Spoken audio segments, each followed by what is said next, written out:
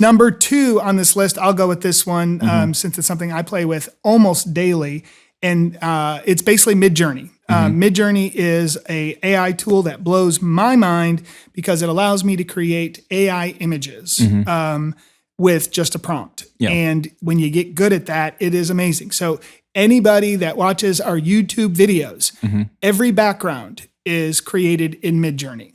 So you'll see the one that we did for What is Data Literacy, that video with Valerie Logan, it's a futuristic cabin behind us. And the reason it's a cabin, Data Lodge, which is her company. So I just said, give me a lodge that's futuristic, that looks like data. And that's what it gave me. And then, of course, I go in and make that a background. I fade it, do all this other stuff. I probably could even say, put a hue of green on it, and it would do it if I asked it to.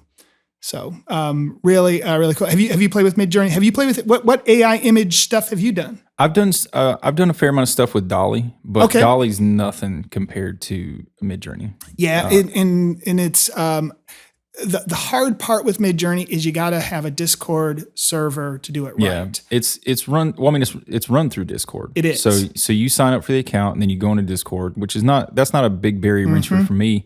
I just didn't want to pay for the premium to get my own channel. Yeah. And so I put it into like whatever I'm looking for. Like my daughter she's got this weird thing where she wants to see every animal in a tuxedo, basically. Okay. And so we'll go on there and we'll put a shark in a tuxedo or something like that. And then it'll spit something out, but finding it in the channel is like, it's a pain in the butt because everybody's in there using it. And they've only got 3 available for thousands and thousands of people. And so it's not like, without paying for it, I don't get that private experience, which makes it way more valuable. Because I've seen you mess with yours, and you're just like, okay, well, my image instantly came up. Now let me do the editing to it. Yeah, it's worth the money for me. You've memorized the buttons to hit to do the revisions almost automatically. Oh yeah, absolutely. Well, it keeps getting better. So the recent version is 5.2. It allows you to create variations, allows you to zoom in, zoom out. You can square it off. You can also, there's a lot of syntax. You do dash, and then there's a bunch of different properties. So like if I'm doing one for the actual thumbnail for the podcast, for the actual podcast that goes out to Apple and Spotify and things like that, I want that to be square. So I do dash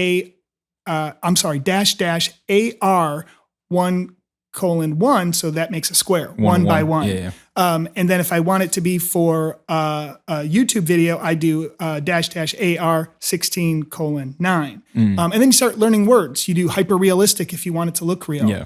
The coolest thing I did is when I went and spoke to a retirement home about artificial intelligence, which I may have mentioned before.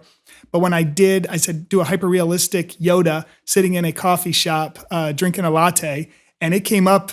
And these folks are like, are you kidding me? And it was good. It blew some minds. Oh, I blew some minds. Yeah. So yes. The other ones that you could use, there's Stable Diffusion out there. Leonardo.ai, pretty good. And you can get away with using that just like you would with the paid version of Midjourney. And it would be free. Now, I, of course, bought stuff because I was playing with it. And again, we're talking like $5 here, $10 here. That's usually the cost of these. ChatGPT was $20. Midjourney, I think, is $10. $10.96 is what I'm charged is it? with tax. Yep. Okay. Yep. So it's not terrible. And to me, that is worth it for the amount that I use it. Leonardo, what's neat about that one is it gives you the option to use different engines.